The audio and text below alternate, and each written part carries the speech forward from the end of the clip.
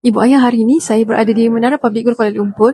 Ibu ayah seronok tak kalau duit raya anak tahun ni tak habis belanja, tapi dapat ibu ayah kekalkan sampai mereka besar.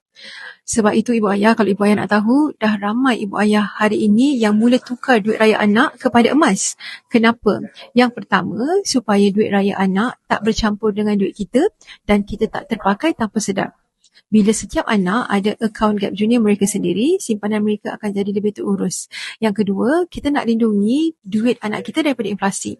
Kalau simpan duit sahaja 10 atau 20 tahun akan datang, nilai duit raya tu sebenarnya dah makin hilang. Tapi bila tukar kepada emas jangka masa panjang ni terbukti dapat kekalkan nilai simpanan kita.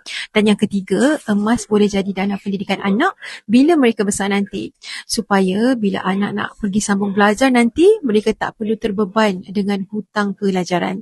Dan yang bestnya ibu ayah, tak perlu lagi nak tanggung sebarang kos pun untuk nak wujudkan akaun Gap Junior untuk anak-anak ni. Jadi raya ni jangan biarkan duit raya anak habis macam tu saja.